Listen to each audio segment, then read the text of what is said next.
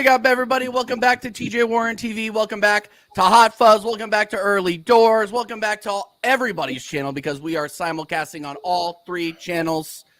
Welcome to the American Idiot Show, episode 67.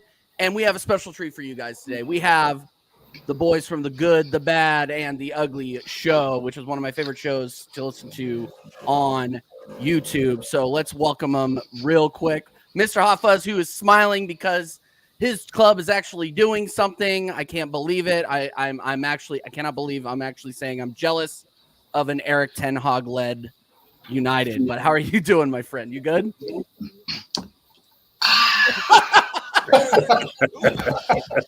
Life just hits different when your beloved club is moving money.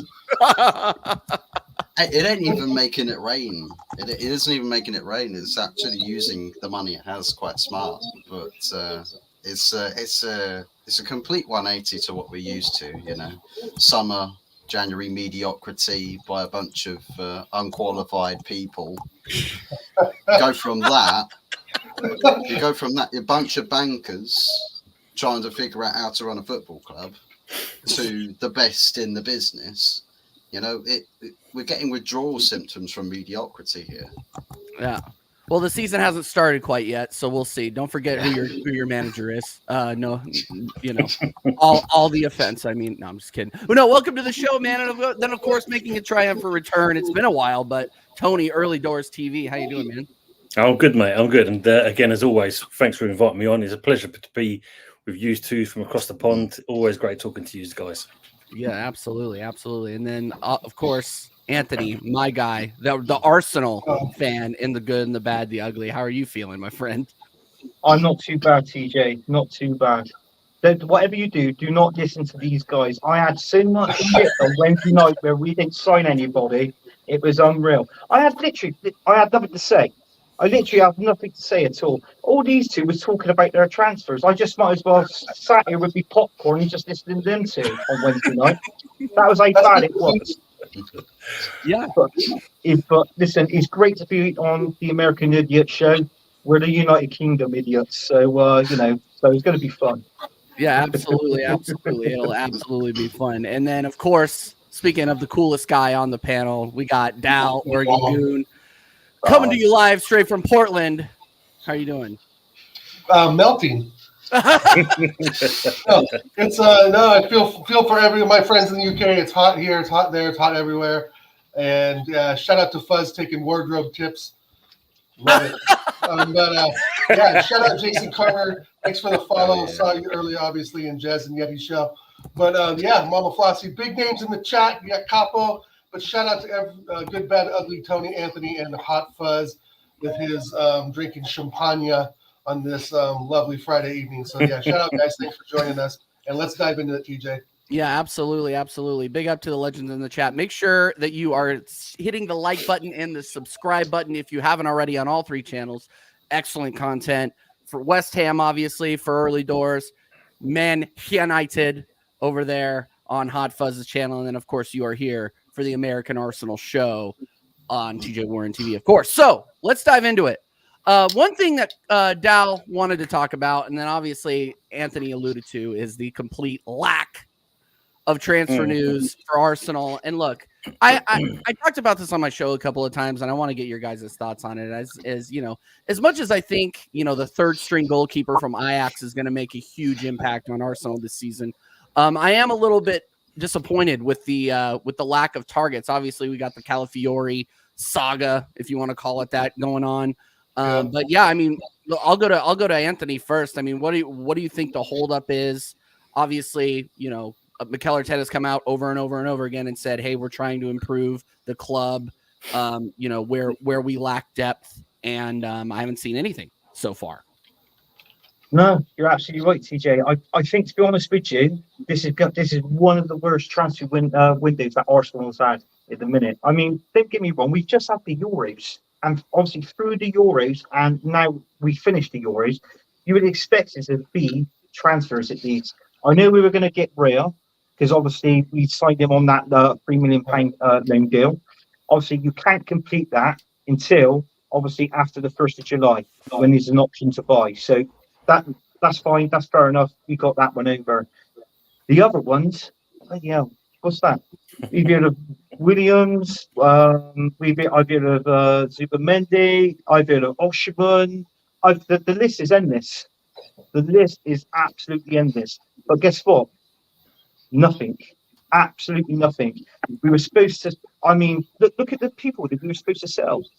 I mean, there was complications within the Smith Rowe deal with Fulham, 35 million, and he's not gone. They're holding out for more money. He's in the reserves, so you know he came up to the reserves. Whatever you're going to get for him, same as Eddie Nketiah, is a bonus. So they didn't cost us anything. So if we've got the opportunity to sell them, and hopefully, I hope Eddie Nketiah personally goes to him here. This lot. This is who I want to go to. That's one. Oh, you mean this guy?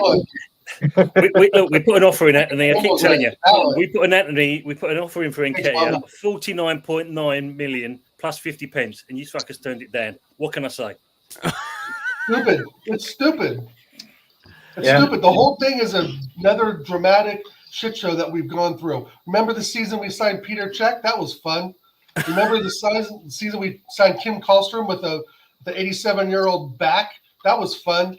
So, you know, this is nothing new, TJ, Fuzz, Anthony, Tony. We all know this. Everyone in the chat knows Arsenal are already sitting on the donkey's jackass behind, not doing anything while Edu's out on jet skis. And teams like Man United, God forbid, are actually signing good players. They're not Good just signing, young players too. yes, but young, highly rated players. Is Yenny Loro, whatever his name, going to come out this season and be a banger? No, but he could be a Saliba in the next 3 or 4 seasons. So the thing is that Fuzz is willing to wait. You know, Tone seems pretty fine with the signings they're making, getting the Brazilian kid that we looked at a couple seasons ago. You know, he's better than Marquinhos. Oh yeah, remember him? I mean, it's just it's already a shit show. Like Anthony said, there hasn't been a real lot to talk about.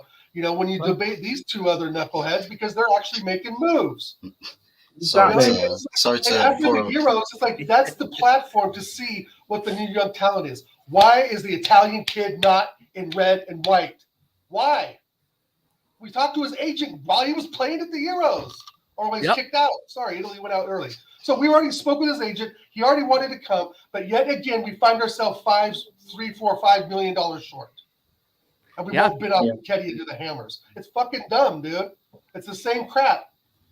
It is the same crap. Definitely the same crap. I was also looking through the Arsenal website yesterday, and it said that Mikel Arteta has now changed his mind about a certain Fabio Vieira, even though he had a poor season last season, but he still thinks he got what it takes to get it over the line this season. I read that. I mean, it's going to be we have to just resign ourselves to the fact that we're going to be playing with the exact same cast of characters next season. Yeah. Like let's be honest, we have no outgoing links for Aaron Ramsdale, who's going to probably be our second string goalkeeper. Even so, why do we? That's one of the biggest questions I have is why are we going out and signing goalkeepers when we just re-signed Karl Hein? We lost Arthur Nkwokwo, which I don't think he ever really had a future at this club. He went to Wrexham. We signed an English goalkeeper from Ajax that I honestly had never heard of before, and re-signed Karl Hein, and that's it. That's all we've done. And I don't really understand. I understand the Calafiori situation. Obviously, I talked about this on the show before, but I read into it, and it looks like that FC Basel wants more of a sell-on clause for him, and Bologna are passing that cost to us, and Edu doesn't want to pay it. Well, yeah. I think it's 15%, if I'm not mistaken. Yeah, 50%, which I think is ridiculous, but that's business, though, and they have a right to do that. And I know that sounds shitty, but that's business. And the thing is, the kid's not worth $50 million, but we pay over the odds anyway. So what's $50 million for someone who we can probably use? He's an Italian Tommy. Yep. With an injury record. Well, and I want to know. Here's another thing that I want to know is how is this guy any better than Jakub Kiwior? Like, what about this guy's profile makes him better than Jakub Kiwior? Why are we trying to send Jakub Kiwior the other way? He's more attacking. He's got more pace. Okay, well then that's fine. I would like to see that. We need to see an overlapping left back here. But here's the thing: is that in terms of priority, and I want to get Anthony's thought on this as well. At the top of your priority list, Anthony, was another left back. What you had in mind? Yeah, definitely. Okay. Because I thought last season, you've got to admit, Martinelli was poor. It was the only reason why was because on the right hand side you've got Ben White and you've got Saka. You've got Martinelli. You've got no one left back. Zinchenko going inverted. What the hell's that all about? Kivior, Right. don't get me wrong. Kivior was a good solid unit at left back. He didn't have the pace. So if you notice, last season all our attack was going down the right hand side. Well, we got predictable. So do you know what I mean? So people knew how to play against us. So that's the only problem. So yeah, I think a left back is a priority. I also read today for a backup from Saka. Obviously, I think they might rotate him. If he does come, this is Pedro Neto from Wolves. I've read that today. Mhm. And that's another thing I reckon we need to do. And also a 20-goal striker. 20-goal striker. Whether it's going to be, I don't know whether it's going to be Ivan Toney, but personally, I reckon he's going to go to Tottenham. I've called it. I think he's going to go to Spurs. Personally, for me, I would love Ollie Watkins at our club. Ollie Watkins, I think he'd do a decent job there. But you know, he's playing what? He's playing Champions League now for Aston Villa next season. So is he going to want to leave there and join us? And his value went up after the Euro goal, right? I mean, It did, yeah. It went up to 100 mil. It was 75 if last million season before the was under- Euros. Yeah. say again. So what's that, Anthony? Say that again. No, what you Go said? back What'd you up. say, Anthony? What'd you say? What'd you say last? Sorry, bud. About Oh, Watkins. sorry. It was Ollie Watkins was 75 million before the Euros started. Now the Euros is finished.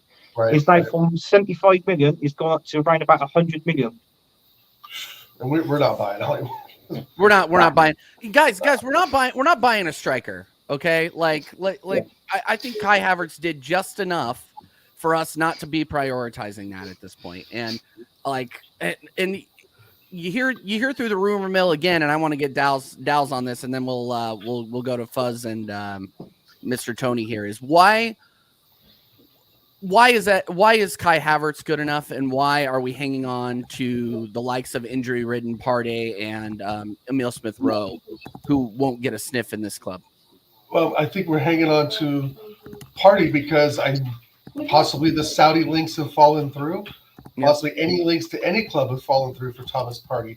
I don't think he's on anyone's list as a priority signing.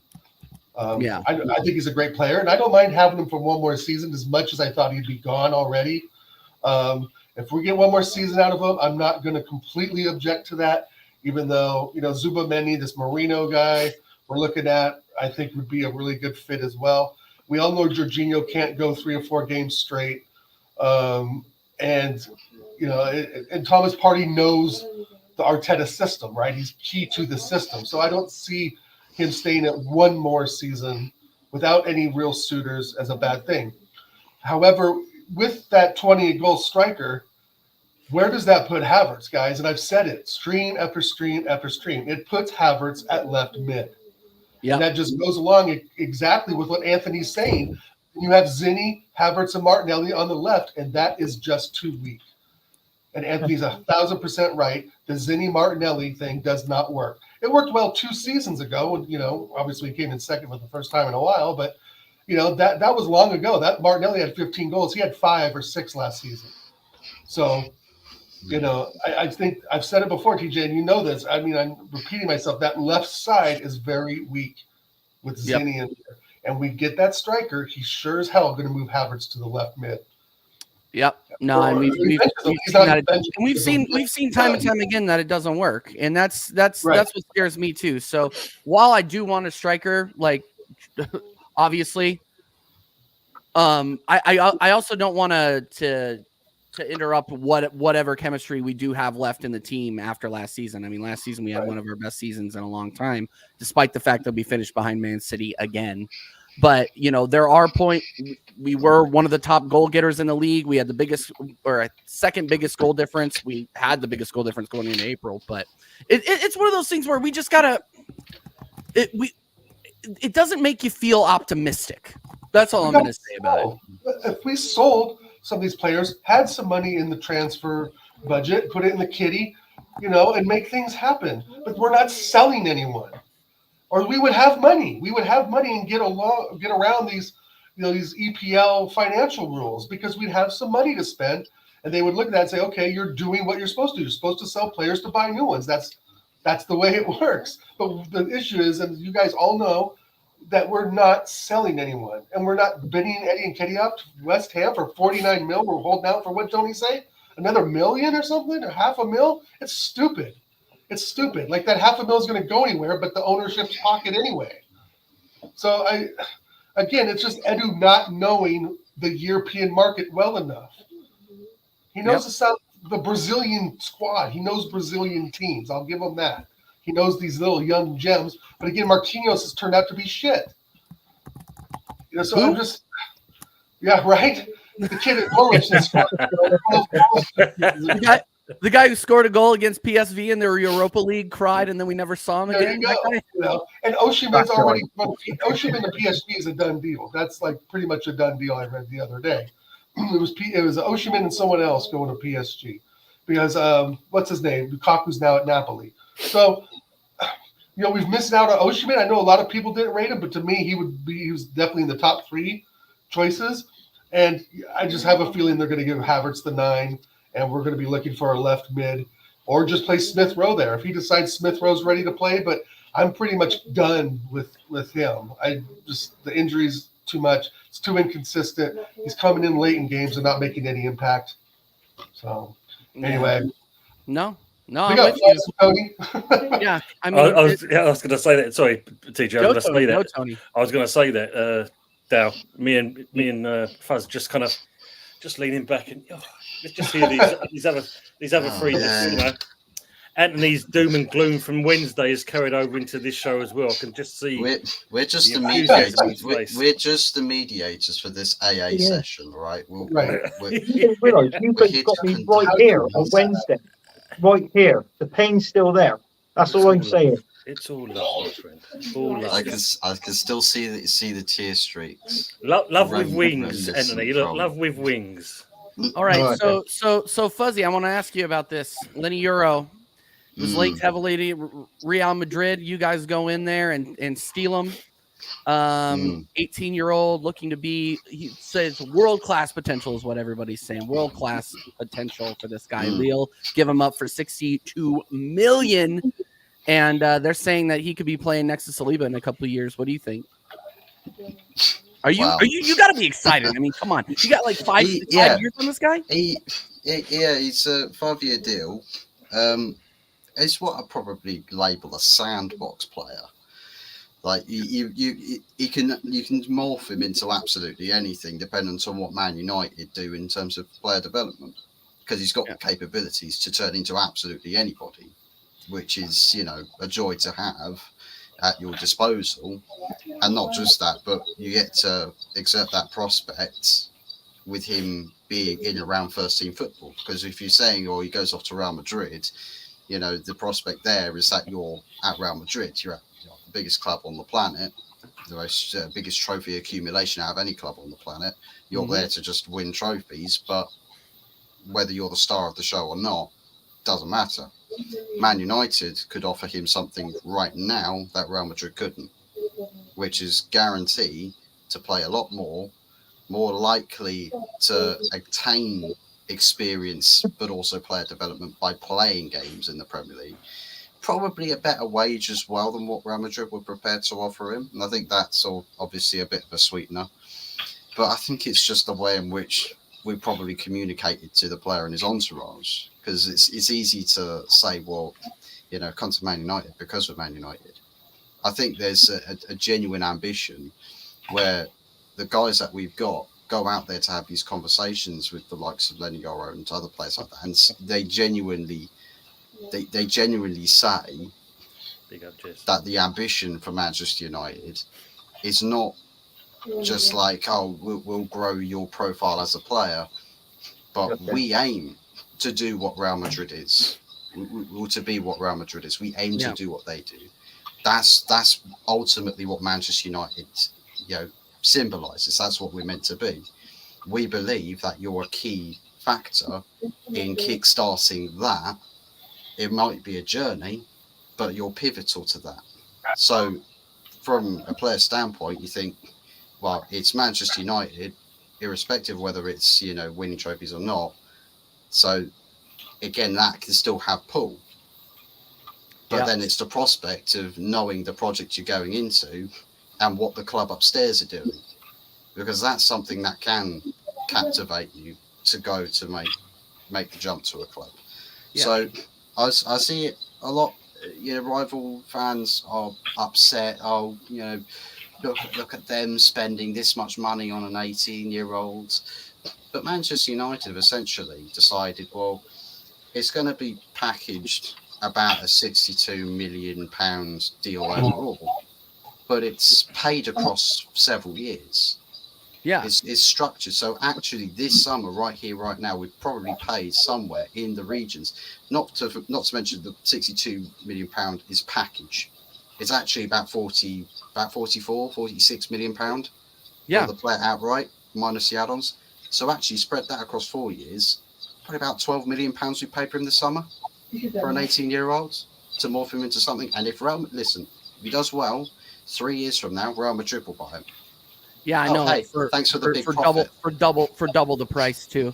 And here's the thing. And this kid is special. He was nominated for Young Player of the Year, didn't win it, but Young Player of the Year, and made the team 11 for the French league. He's 18 years old. That's a huge get. And honestly, I'm jealous. But my question for you though, Fuzzy, and then I'll let you guys go because I feel like I'm asking a lot of the questions here. Do you trust your manager who cannot seem to score goals or defend them, to be totally frank, to develop this talent? Like, you guys are pulling in all these guys, but you guys are still under this leadership that was heavily criticized, to say the least, last season. I think the dinner plate for Ten Hag, I'll say it like this: the dinner plate for Ten Hag now is a lot less crowded than it was before when we come to responsibility. Because you think about the people he had to answer to before, Ineos came in with this whole power structure and everything. Everyone's coming to him and saying, this is what we can offer you. We believe this will work well with you. And he's saying, I agree, that would work well with me. Beforehand, he was going to John Bloody Murto and saying, can you get me this player? No. We can get you this guy, though. He's on my version of the 180-page document, we found this guy on page 160. We can offer you that guy.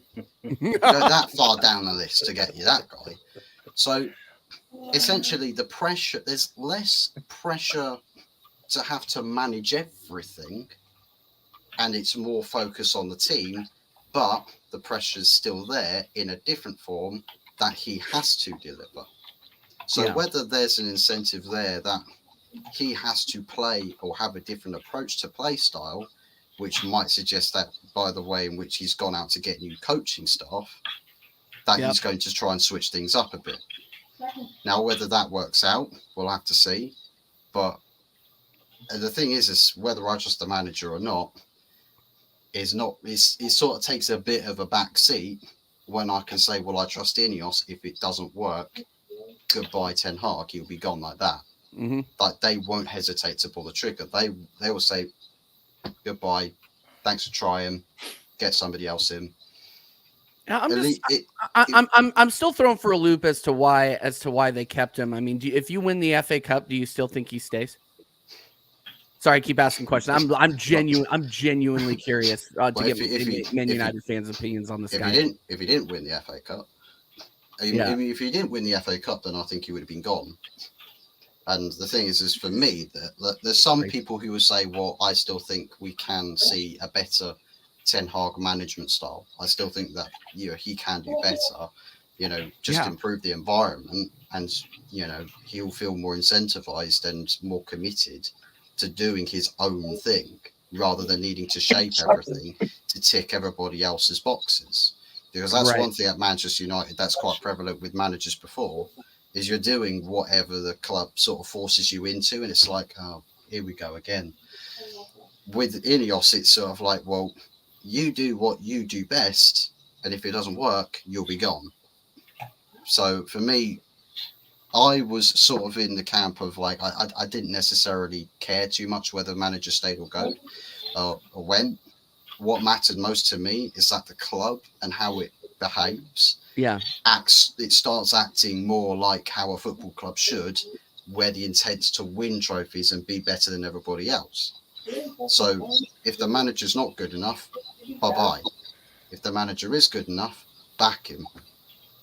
Yeah. And they've decided they've said the manager market would have to pay a lot of money to get a better manager in. But I mean, at that time, Gareth Southgate was the name on everyone's lips. So I think they looked at that and thought, What a signing that would have been. "Nah, we're happy. We're happy with Ten Hag. We believe." And their words, they believe that he wasn't backed properly since he's been at the club, based off of their review Yeah. and what everybody said, because they spent a little bit of time doing that review, so they know it from the inside out that the manager wasn't properly backed by the previous regime, so they want to give him that clean slate, but the time frame he's got to prove it is a little bit more cutthroat because he's already been here for a bit of time beforehand. So I'm optimistic whichever way it goes with the manager. I'm optimistic that if it doesn't work with Ten Hag, there's another manager out there that ultimately we can just continue to ascend. Or Van Nistelrooy is right there. He's just right there if you guys need him. And Rene Hake as well. Yeah. Similar ideology. Both of those are first team managers. Ask Anthony what he thinks about Van Nistelrooy. Ask Jez what he thinks about Van Nistelrooy. I think Londoner and Manic. Yeah, I was gonna say this. I like having my YouTube channel. I think it'll get taken down if I ask Jez that question. No, but Tony, let's switch over to West Ham real quick, and then we'll just open it up to whatever. Lopetegui, you guys are moving in the transfer market. I mean, how are you feeling about your prospects coming up? Obviously, David Moyes is gone. You got Lopetegui. Are you feeling confident? Are you feeling optimistic? Where are you at on West Ham right now? I'm still kind of dreary out with Lopetegui. I think we've got to see where we're going to go with this this new process, with this new manager coming in. But I mean, they're backing him. We've signed 3 players so far. Obviously Gilhern, Fodringham, and obviously Kilman. But at the same point now, obviously there's the Wan-Bissaka deal. It looks like that could be making some movement. We obviously have a disagreement with Todibo, but obviously he wants to go to the Juve. But there's, I think Juve are not willing to pay the price. So that's very much in the air. But of course, Newcastle have now thrown their hat in the ring with that player. So we've got to see what's going to happen there. Your guy, Nelson, we bypassed. We went, we went for the earlier ends, NE and not NK. So we've gone for the Nelson instead of the Nketiah. Thanks for clearing that up for us. Absolutely. We'll just throw both of them in there. Yeah, just a 2-for-1 package. 2-for-1 deal, baby. You can only have Bogo, one. buy one, get You one. can have two. You have to move on to the next letter. Can you buy? Can you buy the Milky Bar kid whilst you're at it? But the main thing is, if you look at it, the one thing that you've got to give the club credit for, they actually are backing this manager, and we're doing it early. We've done it earlier than most clubs did, especially with Gilhern. We got that one in before the Euros even kicked off. So that's brilliant in that respects. 18-year-old wonder kid. So it's looking good for us in that respects. Yep. I mean, Anthony said it looks like it probably will be that club, but the 2 London clubs that are in the hat for Tony is West Ham and Spuds, but I think Spuds going to get that one over the line. And the recent one that's been thrown in the ring is N'Golo Kante. I saw that. What? Interesting.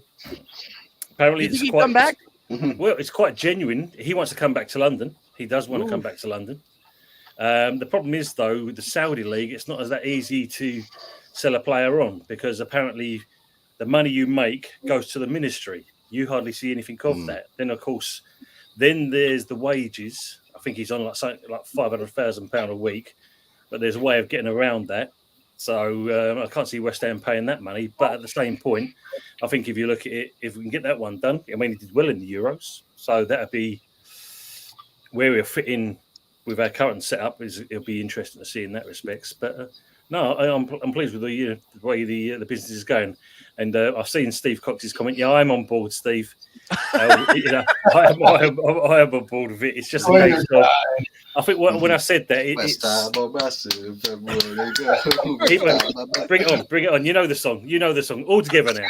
Nice song. But I think it's a fact of, because obviously Lopetegui's history, what he's done what he did with Wolves, what he did. Of course, then there's that link up between Spain and the Real Madrid situation that went on. It's one of those. I mean, but we played our first friendly. We drew 2-2. He was quite pleased with the progress in that. So yeah, it's good. But the main thing is, as you said, Man United and West Ham are buying players and doing some business. Yeah, I know. Are you happy about the Wan-Bissaka links? Yeah, we need a replacement there. That's for sure. Yeah. I think he's ambitious to come back as well. I saw a thing today which did make me laugh in the fact of, you can have Wan-Bissaka and we'll have Alvarez plus some money coming. It's like, okay. Yeah, I'll believe that one when I see it. You don't want to get rid of Alvarez. I like Alvarez. I think Alvarez is a solid player. I see him far too often playing for Mexico, but whenever he's the keystone in Mexico. Yeah. We can't sell him. He's got to stay. He was one of the top players at Ajax. He was their starting CDM for 4-5 seasons. Well, Alvarez is a very good player. I would have minded him at Arsenal. We're not serious about getting sixes now. We don't look at the big picture on players' development and see how well they progress in lower European leagues. No, we go straight for French or 18-year-olds or speaking of going for French players, we don't go for N'Golo Kante, but obviously freaking West Ham can. No, we went for Granit Xhaka in that transfer window, TJ. I know. And I've heard it so many times before, and I still have to laugh at it. What is he, 32, 33, Tone? Right? Perfect. 32? He's Chelsea. He's 33. He's 33, yeah. But with the legs of a 28-year-old. I mean, he is a complete athlete, bro. He will do wonders at West Ham. He will keep the ball. He will attack the ball. He will open play. He will make mid to long range passes. He will run like an engine, and that's what teams like West Ham need. They need the bet. I mean, even if he is over a bit of his prime, N'Golo Kante is a difference maker, in my opinion. Yeah, I agree on that. Think that's a great signing if it gets get that over the line, even if he has lost a step or two. But I mean, he didn't look like he lost a step at the Euro. Yeah, exactly. So I think you've got a real gem there, Tony. If you guys can really get him to sign on the dotted line and get him in the lineup, him and Souček would probably be pretty good together. Yeah. Him and Scott McTominay. Go ahead. What are you saying, Fuzz? Him and Scott McTominay. Scott McTominay. Yeah, get the Cannies into the midfield there. Hopkins is so excited right now because he's literally just offloading all these players that just don't fit anymore. And all this guy's doing it and you're smiling. It's ridiculous. We're being linked to Rabiot. We've just been told that the Ugarte deal's making progression. Ugarte's the player, it's green light on the player's side. He wants to join. What else? There's your young. I think somebody starred. You starred the comment. Yeah. Your academy striker, a record breaker in your academy. Allegedly went to Carrington. Apparently, that at first was dismissed as not true by an account that sort of has links to United Academy. But now David Ornstein's kind of like doubled down on that by saying, "Well, no, this is what's happened." I don't know whether this is actually true or not, but if it's true, then it's a brilliant acquisition for the academy. It's just I'm And this is again one of my biggest criticisms of Arsenal is us letting our academy players go because we can't fit them into the system, or we don't have a future. We can't guarantee them a future that these other clubs can. It's absolutely infuriating to me, the fact Probably better than Nketiah. No, he's not. No, it's not even probably. It's not even a probably. The upside on this kid. You can obviously he goes out there. He scores what? He scored how many goals? Like five goals in a game, and nobody's taking it seriously. Everybody's like, oh well, yeah, I guess we can let him go because we don't really have a spot there, because that spot taken up by Eddie and Eddie. He's got so much stupid. He's like 45 goals in 38 games, and you're like, what? Just Arteta, call him up. Give him a go. It can't get any worse. I mean, look at up front. The options we got up front. Jesus. That's no good to me now. Don't get me wrong. I really liked him when we first signed him. I thought brilliant. He's going to be the bee's knees exactly. But he's not, because he can only score 12 goals a season. And also, if he gets that certain injury, that certain knock, he's out for 3 months. Do you know what I'm saying? And it's people like that we've got to get rid of. Partey. I'm a fan of Partey. I like Partey, but he's too injury prone. We have got a few injury-prone players at Arsenal. And when I'm on the subject of football, Fuzzy, Man United, they've got to calm down with the signings now. Calm down and get that bloody roof fixed. Because I think that's more of a priority than bringing in players. I'm not jealous or anything, but do you know what I mean? If you save so much money on this Euro kid, you can upgrade your roof. So maybe we're seeing a trend. We're seeing a trend, guys. I mean, you look at Yanni Loro going to Man United. He's 18 years old. Chica Obe, 16. You got kids that are 17 from Brazil. So much. So Arteta really needs to look at this deal with this kid and figure out where he fits in. Play him in some Carling Cup games or some Carabao Cup games. Give him a run in the FA Cup against Anthony's beloved Bristol Rovers.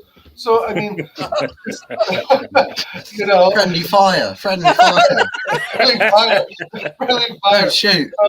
No, the thing is that that's my issue still, along with, I do not know the European market, is look at the big picture.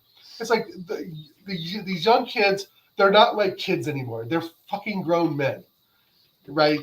Like Saliba, 22. He is a grown-ass man. Now, right? I mean, Yanni Loro, 18. He's 6'3". That is a grown ass man. So the thing is that we've got to look at their ages. You can give these kids 6-7 year contracts. Look at Chelsea. So the fact of the matter is, if you give 5 years to Lenny Loro, whatever his name is, like Buzz saying, you're not only spending $12 million a year for one of the top French defenders in the world right now, rated as. And so it's almost a good investment to give the 16, 17, and 18-year-olds a real chance. It really is. City are signing the American kid. I don't know if you guys have heard this name, Kevin Sullivan. So Man City's already signed him. He's 14 years old. He just made his debut in the MLS the other night. Youngest footballer ever. And didn't miss a pass. Didn't miss a pass, by the way, either. And that's why he's going to City. Yep. Right. So, and City's got Fabio. They're going to get Guimaraes probably over the line. I don't know what the deal is. Maybe tell us, Tone, about Paquetá, where he stands with you guys, because I think that's in or out. I don't know what his deal is. So go ahead, Tone. What's going on with Paquetá? Is he going to City or Arsenal or anybody? No, I think he's still. Well, I think there was one point talking going back to Argentina at one stage. By all accounts, though, he can still play the whole season while all this thing's going on with the betting scandal. So he can still play for us. So that's good in that respect. But depends what player we're going to get from that, because obviously, it must obviously affect someone when you've got that overhanging, your head with all this scandal. We'll see. I mean, I don't think City will go in from at this stage with what's been going on, considering they've got 115 charges going on with them as well. I don't think they want to add another one onto that. They need to get that one down first of all. So I think he's just going to remain with us for probably for the remaining season. So hopefully be all good.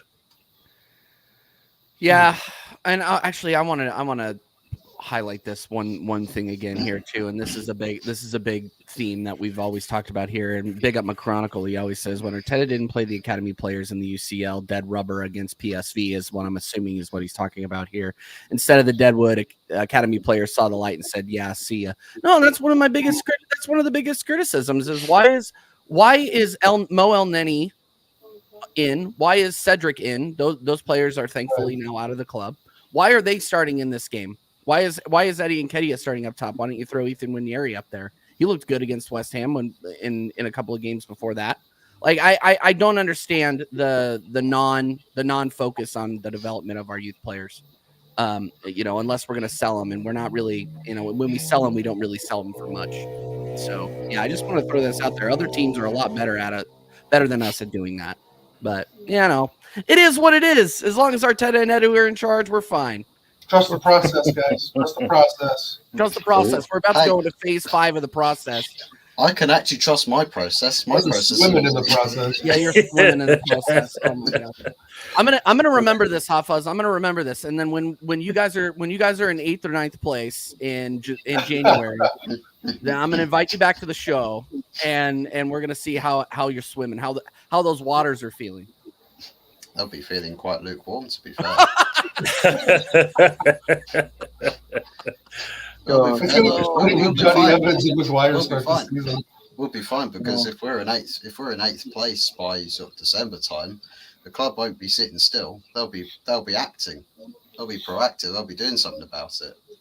Well, you'd have that song, Fuzzy, coming over on the Tanneroid at full time when it rains. Justin Timberlake, "Cry Me a River." So that's what we ought to be having. Definitely. That comment went over well with Alexi Lawless. Oh, God. No, the thing is that we're keeping out a couple of other teams. We haven't really mentioned much about Villa, because there's not a Villa panel guy, and we haven't really talked much about Newcastle either. Who really, shout out Mama Flossie. They're spending that much money and they're linked to who? Olenga from Forest, really? Are you talking about the striker from Forest? Yeah. Oh, okay. Newcastle. You would think Newcastle they already have a striker. New money. Well, exactly. With all this newfound money, that they would be looking at bigger names, but I'm not so sure. I'm thinking some of these players are looking closer at West Ham and United and Villa, maybe than they are Newcastle. They aren't bringing any big names. They're not linked to anybody. Yeah. I'm interested. I'm interested with in terms of player acquisitions from Everton, because today their takeover collapsed. So they were going to get a big money injection with new ownership, but they backed out and they're like, "Nah, there's way too much debt there." So their turnover from last year was about 147 million as a club. Their debt that they need to pay off stands in the 660 plus million pounds. So they've got to find some money from somewhere.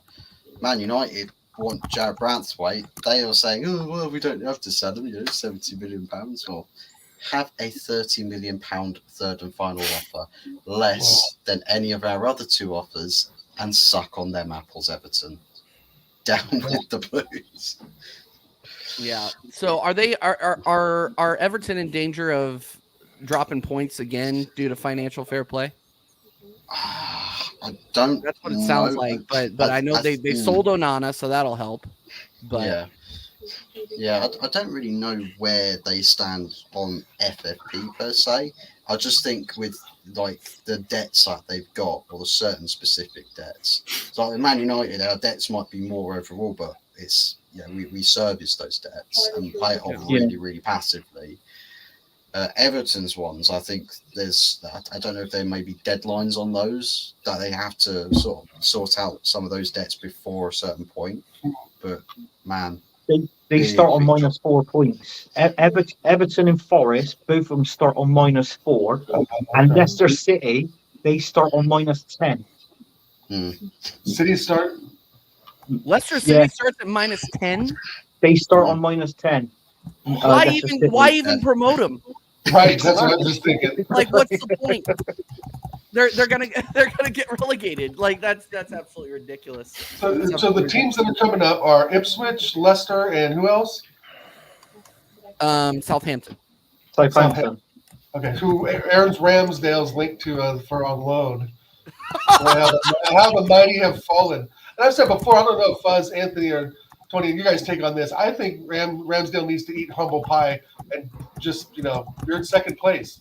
That's the way it goes. Sometimes you have to be second fiddle if you want to stay in the top. Mm. That's the point I'm at now.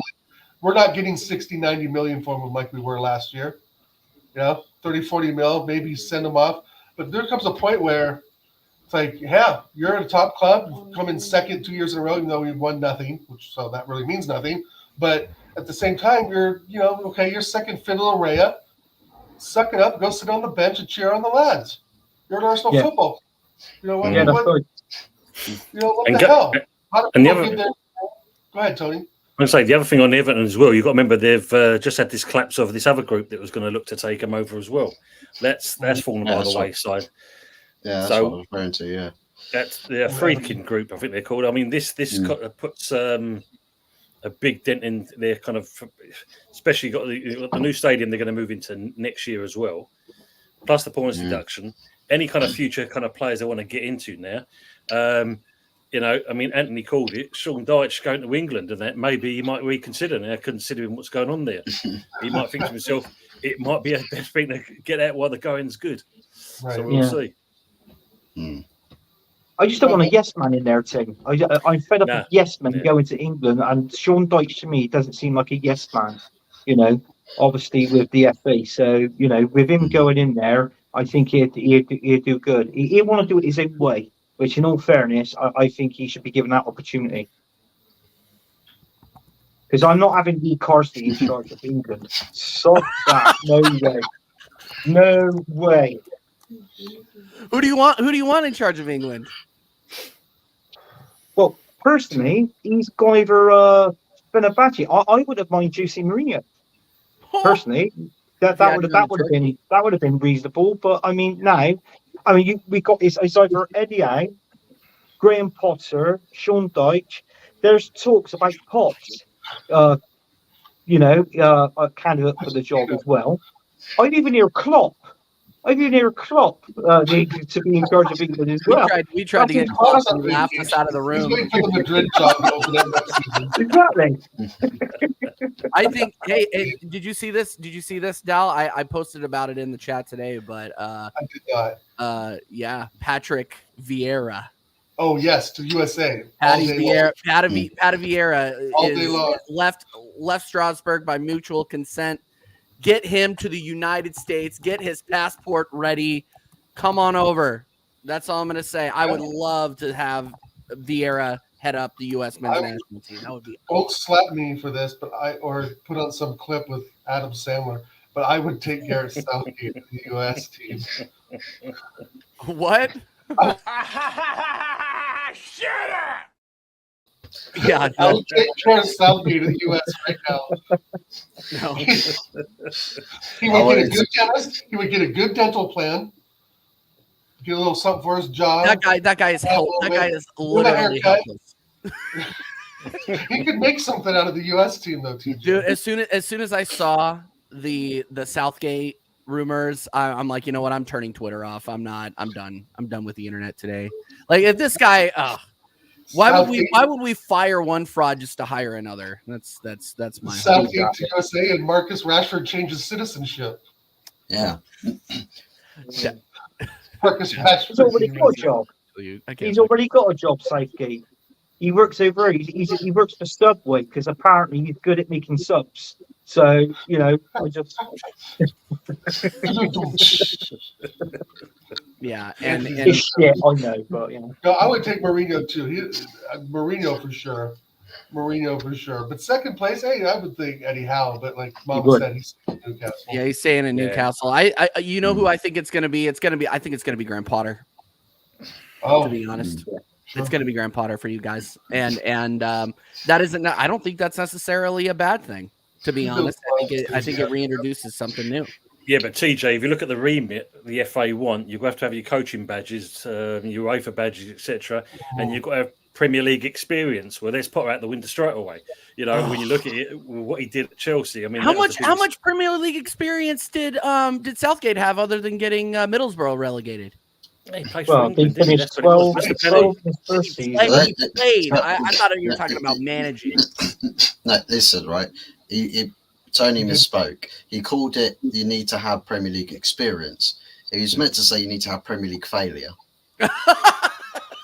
Yeah. Oh, Okay, The more failure there is, the better qualified for the job you are. If that's the case, then Fuzzy, Arteta for the England job. That's the Arteta for one. England. Go for it, go for it. Yes, that's the one. In Arteta we trust. Somebody seriously asked me during one of my Q&As if I would take Arteta at the United States men's team. I said absolutely. Absolutely. would. Yes. Yeah. That's Absolutely. his level. would. Yeah, no, and get somebody in better at Arsenal. U.S. men's team or Everton. One of the two. Arteta, take your pick. Yeah, you can do it. You can do Or it. Rangers. I believe it.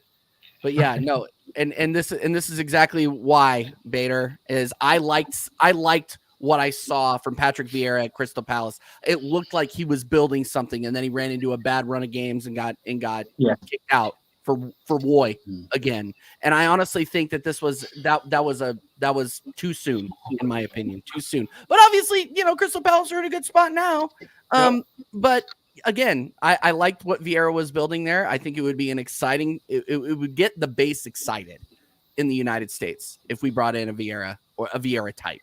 Obviously, he's not a Klopp, but nobody's going to get Klopp. Sorry to say it, but yeah, no, I would be excited about it, honestly. I think Klopp's going to Madrid next season. You think he's tired, and then they're gonna hire him off Madrid? Not this season, but next season. Yeah, I think Carlos got one more season at Madrid to work with Mbappe, and then Klopp is going to slot right in there. Yeah, he's going to walk straight in. Right behind Mbappe. And then that's when we I know I keep saying this, but I'm going to keep doing it. That's when the United States sends in the SEALs to kidnap. We send in the SEAls. We kidnap Don Carlito, and we promise him the Dutton Ranch, right? He likes Yellowstone. We say, here's a swath of land in Montana. Please, for the love of God, manage our national team. Take over for Arteta. Take over. Yeah. Arteta, the USA of Jake. That's his level. All the more power to him. But the thing is that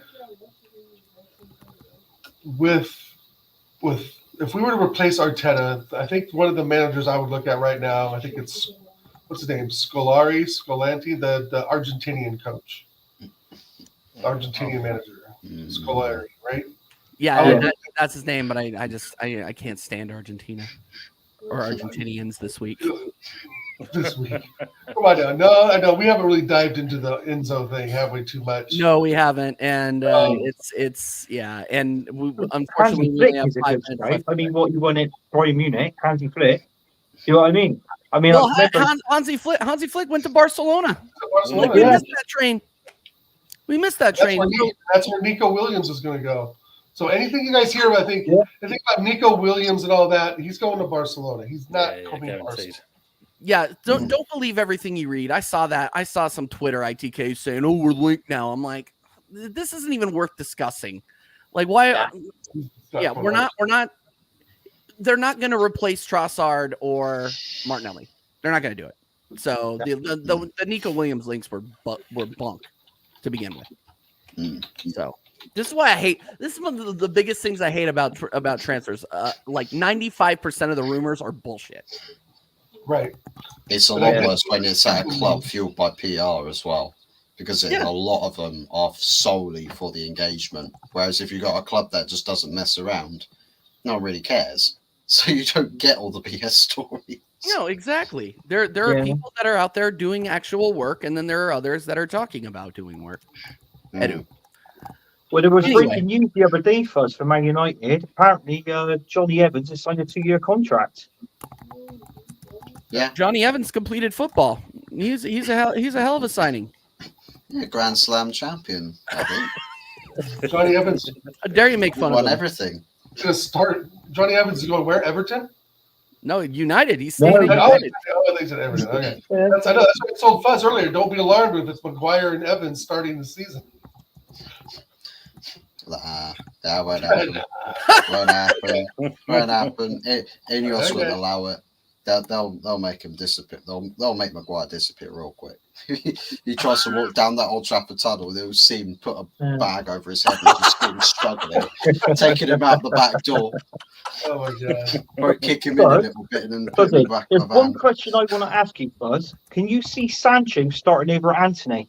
Oh, Because that's a great apparently question. Sancho and Ten Hag, apparently they've made amends now. Sancho will probably, if he does stay, they might still consider selling him if the offer comes in. Probably ahead of Anthony, because I think Anthony, they're weighing up loaning him out. They have to at this point. Or are you guys going to keep Pellistri? No, I think Pellistri will go. I think the big question for me is Amad Diallo, because he's sort of found his feet a little bit in the team towards the tail end of last season. And I think you don't really want to park that and say, nah, you can't play anymore because we've got these guys starting ahead of you. You kind of want to keep him in that team, starting some games here and there, sort of finding his feet, because he's one of those sort of like young player contingents that's promising for United, and he's got good ability to him. He's he's got good qualities for a winger, and I'd certainly keep him around. Whether Ineos think the same, we'll have to see. Yep, absolutely. All right, guys. Well, I got to wrap up because I got to go look at houses with my wife. So sorry to keep this one. Sorry to have to cut this one short. Have fun, TJ. I know. I love leaving the house when it's 90 degrees out. It's my favorite thing in the world. But we'll definitely have to have these guys on again because I feel like this is a conversation that could go for hours and hours and hours. So 2 hours. yeah. Again, thank you guys so much for coming on. Sorry to keep it brief, but we will definitely have you guys on again. Possibly if you guys want to, possibly before the season starts, because there's going to be a lot more to talk about, especially after some of these preseason games get underway. Just one quick question. I know you got to go, TJ. Can you guys quickly, just yes or no, around the panel, or a little more detail, is there a specific transfer that you think will happen that will trigger everything else? Is there a big European transfer that you guys You think that'll just like bust and open? just everything will open up? Yeah. The Mbappe move's done, so that's not going to happen. Scott McTominay going to Tottenham Hotspur. Oh, jeez. Ed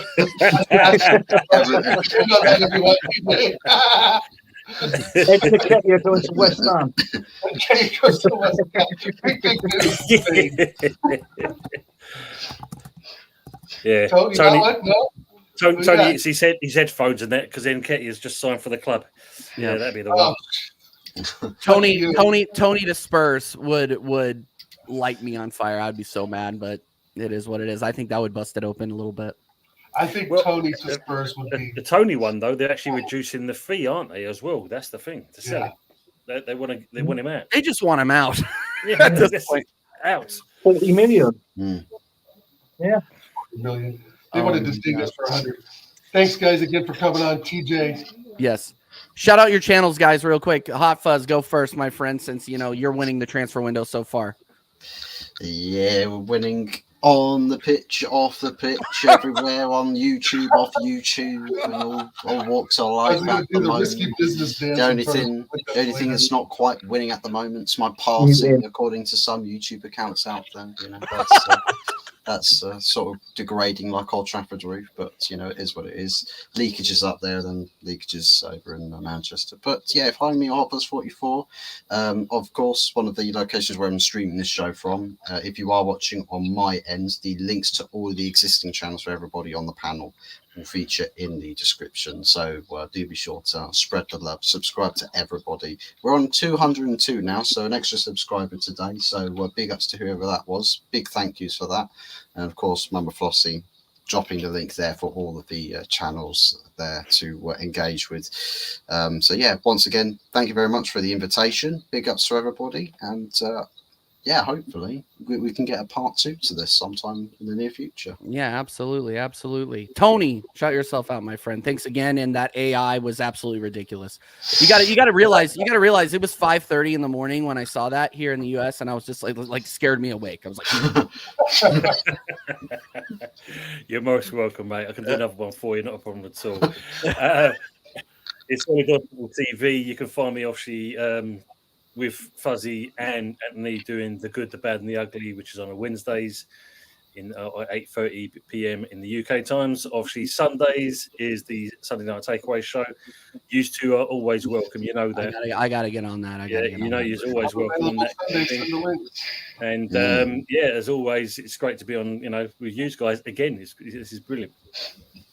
Yeah, absolutely, absolutely. And then Anthony, anything you want to shout out, my friend? Well, as Tony calls me, he calls me the YouTube whore, or whatever you want to there, you know. But yeah, you can find me on Early Doors TV, where we do our show, The Good, the Bad, the Ugly, Wednesday 8:30. Also the Sunday Night Takeaway. I'm on Jez's show as well, Arsenal History and more. Tune to that. I'd love to do a part 2 of this to come on. All I'm going to say is I'm going to finish off. TJ, brilliant job. Dal, you're my hero. Remember that. And yeah, everybody, have a good Friday night. Absolutely, absolutely. And then, of course, last but not least, Tracker. the host with the most, Dal. You're looking mighty cool in those sunglasses. Thanks, man. Because I'm so shocked with Fuzz's crazy lighting and all the excitement going around his club. There you go, Fuzz. Put him on, Maverick. There we go. He's so happy. Look at him. Makes me sick. No, shout out everyone in the chat. And TJ, thanks for having me on. Of course, The Good, the Bad, the Ugly, Early Doors, Anthony and Fuzz. Great having you guys on. And I've been on your guys' show a couple times, so I'm available Sunday. I would love to drop in the pub, say hello. And yes, and one quick note, if you're looking in the chat, if someone has a little red YouTube symbol next to their name or their avatar icon, that means they have a channel or some sort of YouTube presence, and you can subscribe to anyone in the chat who has that little red icon. I didn't know if people knew that or not. So anyway, happy Friday, TJ. Good luck looking for a multi-million-dollar house. Totally multi-million-dollar. Yes. Yeah, and I'm gonna have to relocate to Kansas City. So anyway, 2 million idea. 2 million. Yeah. Need to buy out the place next to Cronky's Ranch, so you can let me know every other week how you feel about us. Hey, if I'm buying a ranch, I'm good, but I don't have the ranch money. Is the problem? That's the issue. All right, guys, this has been the 67th episode of the American Idiot Show. You can catch me next. I believe I'm going live with Connor on Sunday for Let's Be Real, so we're going to do that Sunday, and then we're going to redirect over to the Sunday Night Takeout show. So make sure that you guys are there. And Tony, if I'm around, I will let you know, and I will join you guys in the pub there. I'll send you the link anyway, DJ. What? I'll send you the link anyway. Beautiful. Okay, and tell me who's live real quick so we can redirect to him. Let me look. Go over there. Say TJ Warren TV Raid. Who is live right now? Looks like, I don't see anybody live. I don't see anybody live other than Saeed and, you know what? No, all is live. The Fight Week show's live. Go over there. Just Go over there. In a bit. Go over there and say hello to Ola for us. TJ Warren TV Raid. Go over there and say hello. Until next time, guys, we'll see you later. And please sign somebody, Arsenal, please, for the love of God. Oh, yeah. Fingers